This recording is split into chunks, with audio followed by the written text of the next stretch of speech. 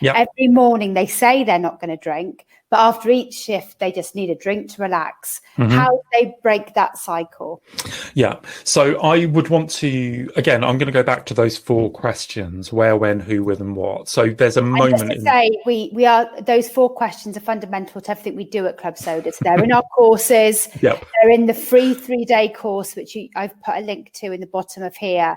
So, do go and look at our course material and our free things, because we take you on a journey that's really important. Yeah, and actually on our paid course, you get a whole day on each of those questions, where and when and who with and what. And they're baked into our book, How to Be a Mindful Drinker. But yeah, so that's the thing. If you, and actually, so can I start by saying, thank you for doing what you're doing right now. I've got a nephew who's a doctor. His fiance is a midwife on the front line up in the northwest of England, doing an incredible job. So thank you for what you're doing right now in the healthcare system. It's making a huge difference to lots of people, right? But there is a moment in your day, and there is a real need. I think this is one of the other things, is that that there's a moment in our days, isn't there, where, whether you're on the front line of fighting COVID, or, you're like me, basically answering emails, there is this moment in the day where you want to go, okay, my working day is over, and now I want to focus and get some me time. And that's a really important transition point for all of us. It's really easy, for those of us who do work at home, for example, for our working day to drift in the evening. So there's a moment in the day that you are going to want to mark and take care of.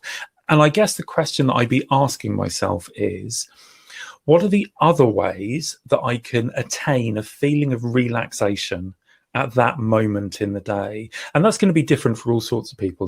It might be running yourself a bath, or lighting a scented candle, or doing an online yoga class, or going for a walk, or sitting outside and staring at the stars, or listening to a podcast, or there's a billion things that it might be. But basically, you want to build up a bank of ideas of ways to relax. And actually what you're doing in that is you're giving yourself choices. So you're saying this moment in the day is an important thing. The feeling of relaxation is an important thing. But what are the other ways that I can achieve it, other than having a drink of alcohol? Alcohol's been a brilliant shortcut for you for relaxation. But there are other ways that you can achieve that. So I would just encourage you to really think as broadly as you can about all of the different routes that you've got to relaxation, and then try them and experiment and see what works for you. And plan them. One thing we know about changing drinking is you can't just say, I'm not going to drink today. You have to plan what you're going to do in that point. Yeah. And the other thing I would say is, as somebody who used stress as a myth, even when I was in a job where no one cared if I turned up, I used to use stress as a reason for drinking. It's that often we want to have a drink, so we tell ourselves it was a stressful day, so we deserve the drink.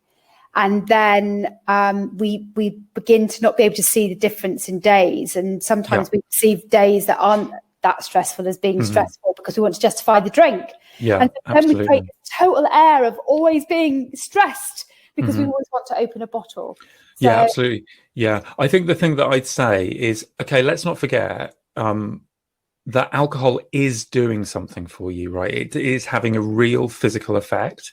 It is relaxing you. It is a depressant on your nervous system.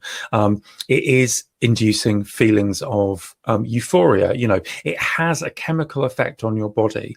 The thing that I would say, though, always is that there is literally nothing that alcohol can do for you that you cannot achieve in another way, alcohol-free. So think about all of the complexity of that thing. I want to feel relaxed. I want to take my mind off my busy day.